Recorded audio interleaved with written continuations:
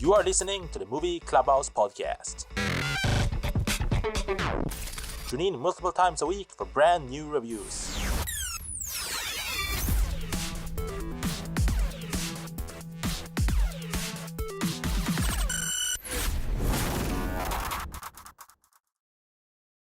Hello, and welcome back to the Movie Clubhouse podcast, the perfect place to be if you love movies as well as TV. Now, this is going to be our second part to our What If Season 2 review. We are going to get through episodes 6 through 9. But before we do that, we need to welcome you all, and we hope you're doing great out there in the villages, suburbs, and cities. And we also hope that you have watched a lot of exciting movies and TV in the last couple of days. And if there are anything you want to discuss with us here at the Movie Clubhouse podcast, feel absolutely free to reach out to us at the mail in the show notes or description. And you can also reach us at any of our socials, that is mainly X, Threads, Instagram, and YouTube. We are the Movie Clubhouse podcast or the Movie Clubhouse on all of them.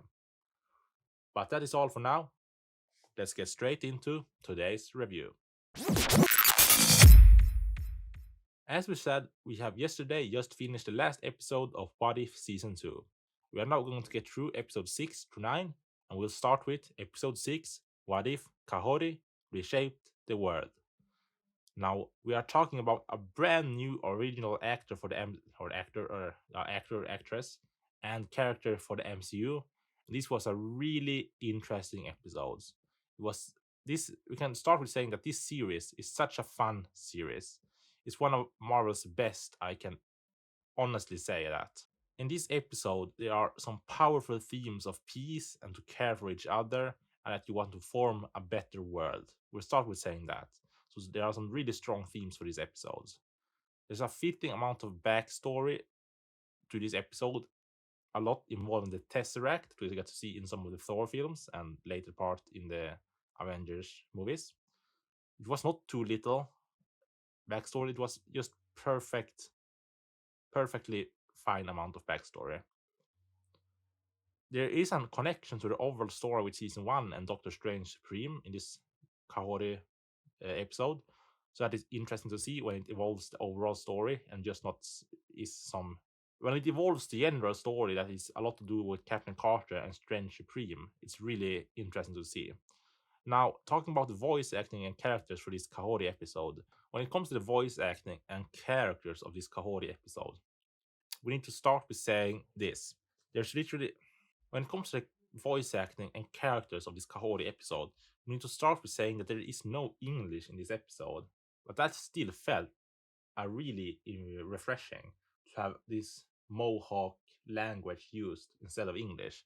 You of course have subtitles, but it felt really interesting and really honored the episode, I think. The voice acting in this episode was basically top notch, even though it wasn't English, so I can't judge it that perfectly, but for the emotion that's gone through the voice acting, I think was really, really darn solid. And Kahori felt like a really powerful character, especially when she gets her magic abilities through the later part of the episode. And the magic she gets to use in the later part of the episode looks really interesting and looks so powerful. It's basically some blue kind of magic, and she seems really powerful. Probably one of the most powerful characters or new characters in the MCU. So once again, the visuals in this episode are pretty mind-blowing. They look really good. There are some funky looking animation at times, especially with running animation, but it's nothing major. It's just some running scenes. It's really hard to get speed running done right, as we have seen in Eternals. Eternals did a great job with that, as we have seen in The Flash. On the other hand, it's really hard to get speed running done right. But we also have a connection to the Tesseract and Asgard, as we see in the beginning of the episode, and that is really, we get some explanation behind it, which were really nice to see. And I think getting this just perfect amount of backstory is really, really satisfying. This episode did not really feel like a Marvel project per se. It really felt more like something Disney would produce, as I also saw someone else say on X, I think. It really felt more like a Disney project, but that feels really, really refreshing to get that point of or that story in that kind of sense.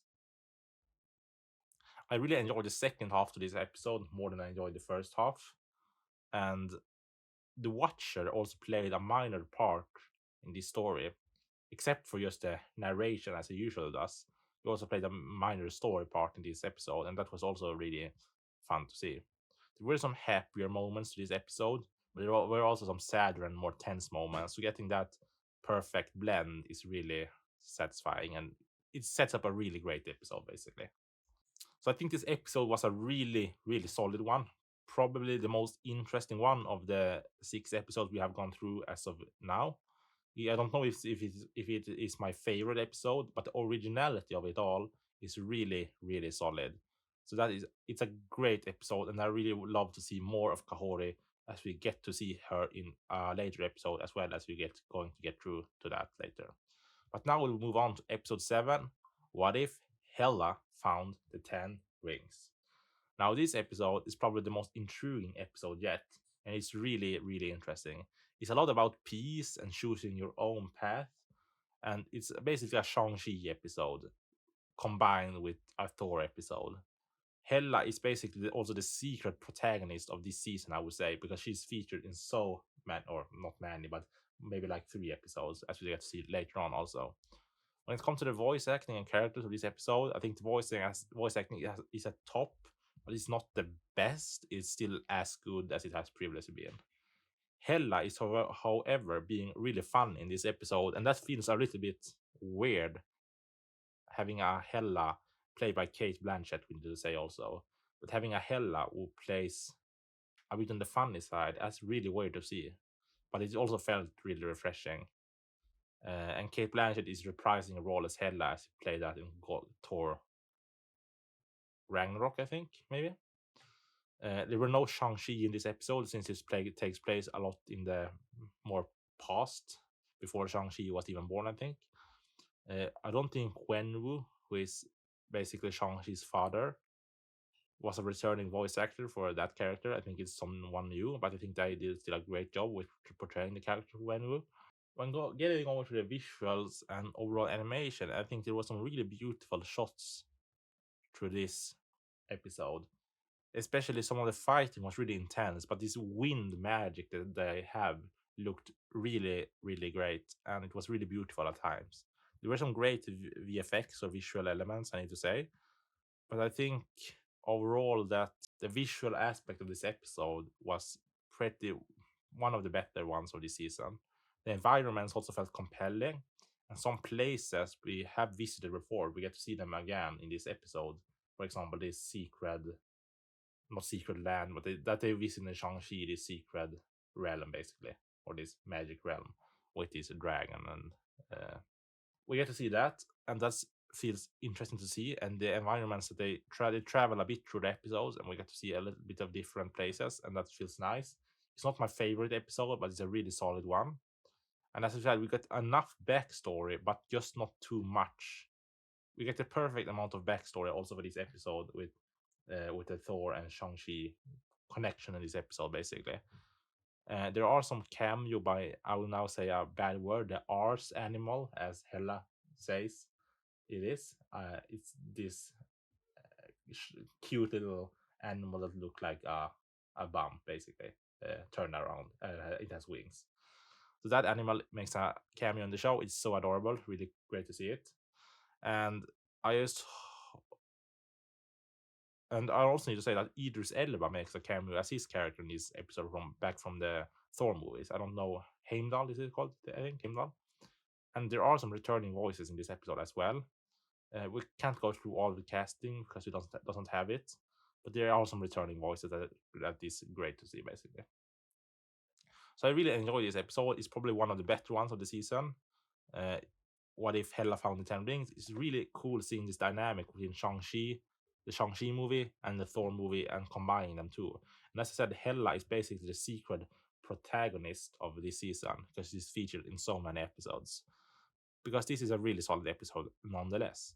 But now we're going to get through to episode 8, which is What If the Avengers Assembled in 1602.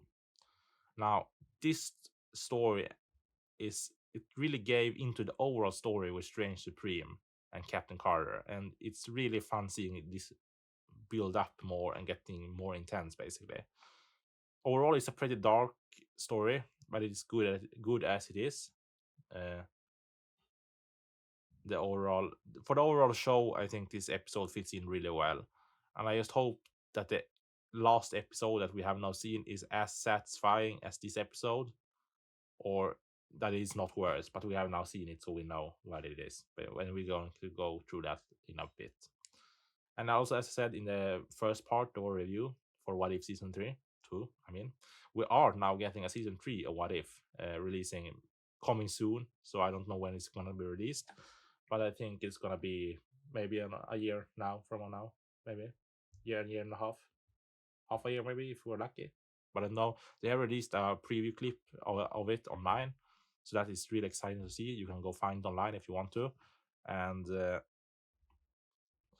talking about the voice acting and characters for What If the Avengers assembled in 1602, we can say so much as the episode was included the most famous voice acting roster. It included Elizabeth Olsen, Thor, Chris Hemsworth, Loki, or Tom Hiddleston made a comeback, which were also really fun to see, exciting to see.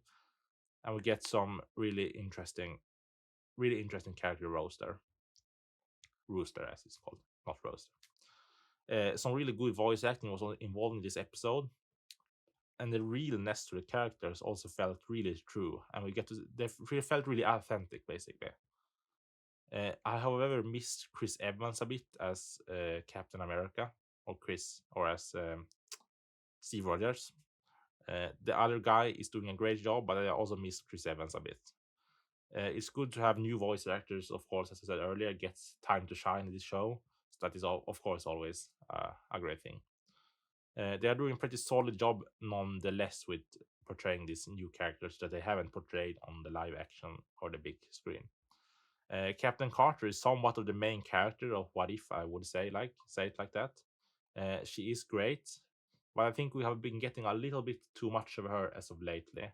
I would have liked to see some more or some other characters get involved in the season, and I hope now in season 3 that we get to see a little bit some other characters get to take the main spotlight. Basically, it's great to see Captain Carter, but I feel like we have gotten a little bit too much of her as of lately.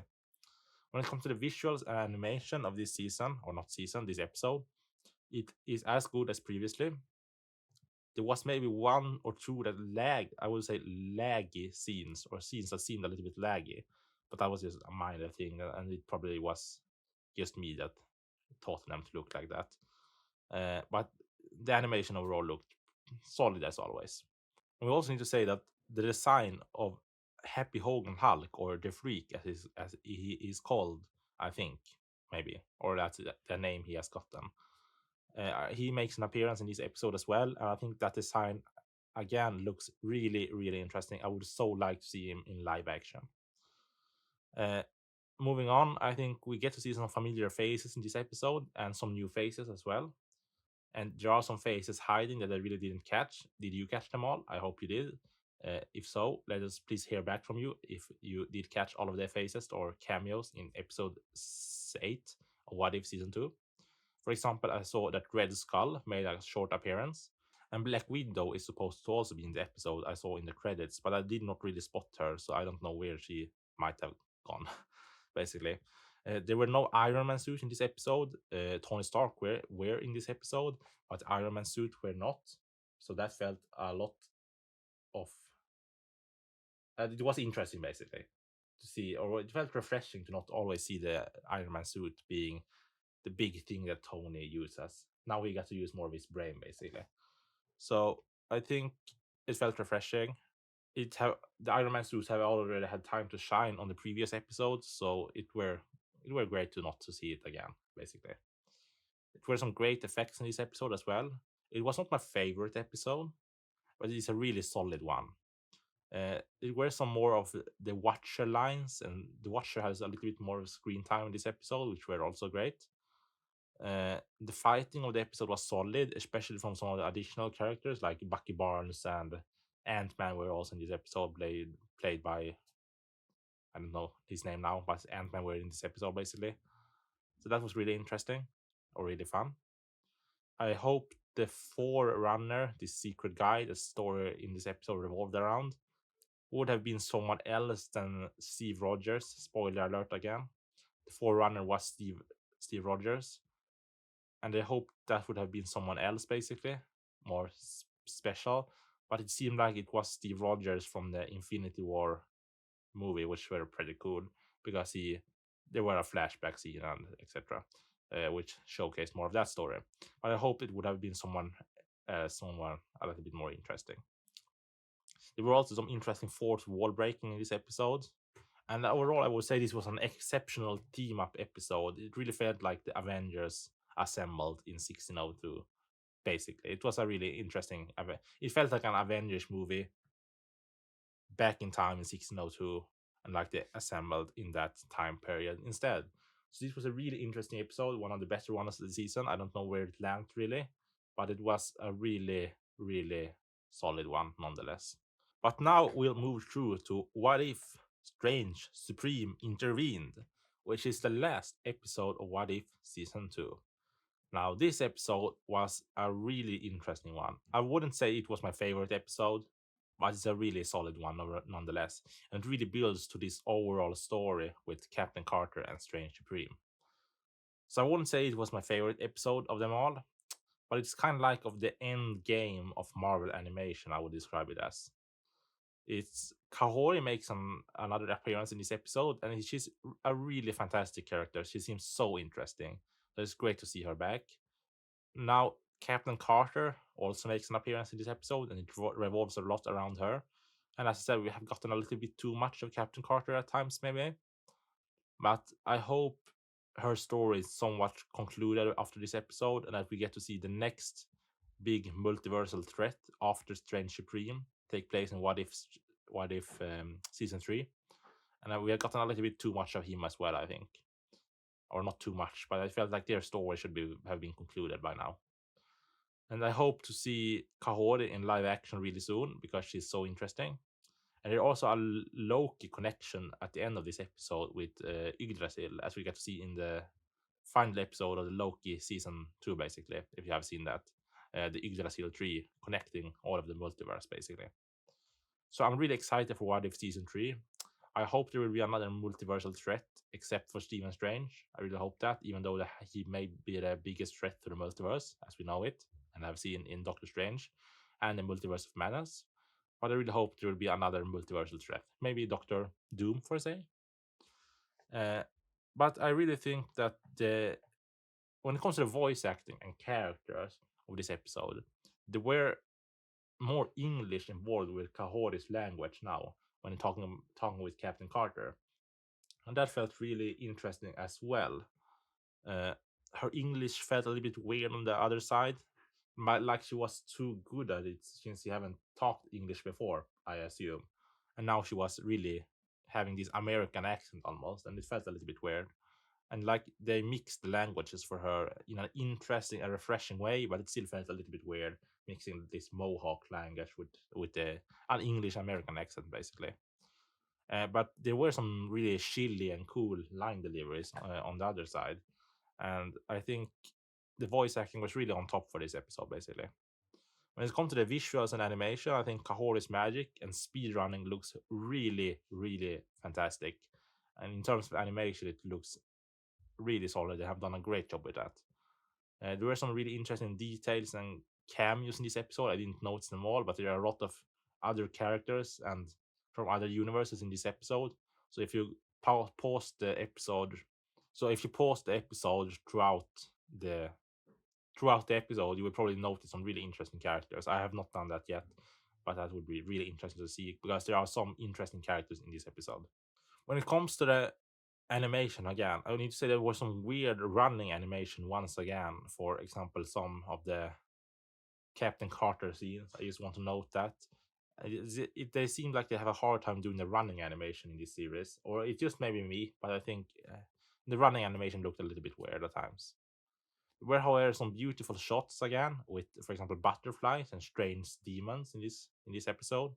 And the scenery and environment also got interesting thanks to the many characters that was involved in this episode.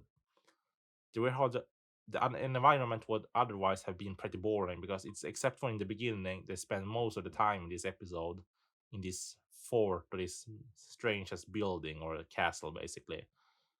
And there was a machine room or room for this machine that Strange had built in this episode. That was also where a lot of the episode took place. And I would say that the episode without these many characters would have been a little bit boring in terms of environment. But I overall think the animation looked really good. A little bit too little movement in the facial regions once again. They feel a little bit frozen. But otherwise, I think it looks as good as previously. And Benedict Cumberbatch makes a return as Stephen Strange. Great to see. And we have Captain Carter played by what is she called? Captain Carter played by Haley Atwell, and Kahori is played by so much as we need to check that up actually. Kahori is played by no one else than Deborah Jacobs. She's featured in 2 episodes in What If Season 2. Deborah Jacobs is also famous for playing, for example, in the movie or series Reservation Dogs. She's playing in the Echo series as Yuli. I wonder if Kahori is in the Echo series. That would have been really interesting. While she's featured as a character Yuli in the Echo series, she also played in the Rhymes for Young Ghouls and a movie called Backspot. So I'm not really familiar with her from before, but she is now in this series, and it's really good to have her here basically. Otherwise, when it comes to the episode 9 of What If Season 2, What If Strange Supreme intervened, I think the last shots were shown in the trailers, or the last shots for this episode were shown in the trailers, and I do not really like that. When they show the last couple of shots of an episode or a movie in the trailers, I feel like that should be a surprise. So just a spoiler alert on that. And I feel like the episode ended a bit abruptly also, like they cut off a little bit too quickly from the events in this strangest castle or what do you want to call it, like castle or building. The final fight also with Strange Supreme was a bit too long. I feel like it could have been a tiny bit more exciting, but I can't really complain because it was such a minor thing I want to wish for. Overall, it was great to see the use of many multiple different powerful weapons in the end battle, like the Infinity Stones, Thor's hammer, some other weapons, and the 10 rings from Shang-Chi.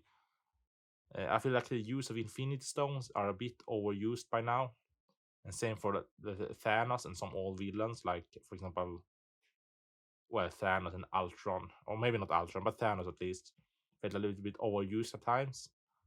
And one other villain that I feel is overused is Killmonger. We got to see him in this episode as well. Killmonger, he felt a little bit overused by now. But it was great to see some of these weapons, really powerful weapons, being used in the end battle. So that was one of the highlights of the episode. Overall, I think If Strange Supreme Intervened was a really, really great episode. It's not my favorite one, but it's a really, really solid one nonetheless. So it was great to see the use of many multiple different powerful weapons. I felt like, as I said, some things felt overused, like the Infinity Stones and, for example, Killmonger, and same for Thanos. But I felt like the use of these many powerful weapons, like the Shang-Chi 10 Rings, Thor's Hammer, and the Infinity Stones, were great to see them collected and used at the same time, basically. So I really enjoyed this episode, What If Strange Supreme Intervened. It's one of the better episodes of the season. It's not the best, but it's one of the more solid ones.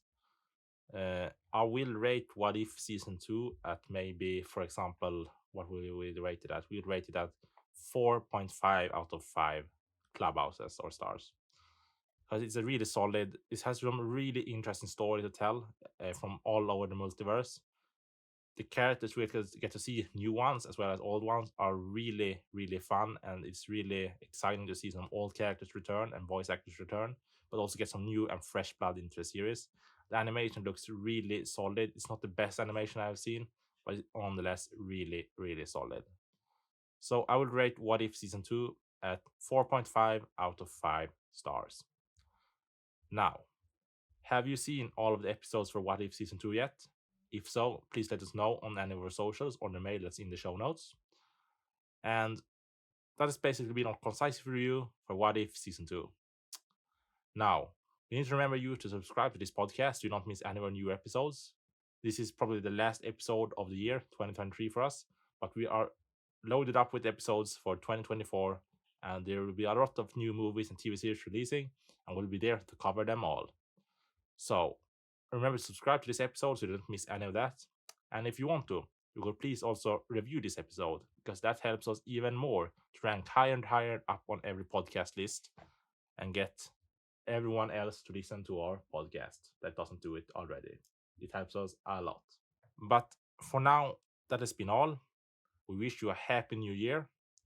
This has been the Movie Clubhouse podcast. I'm your host, truly, Eddie. Until we see you guys next time, have a great time watching.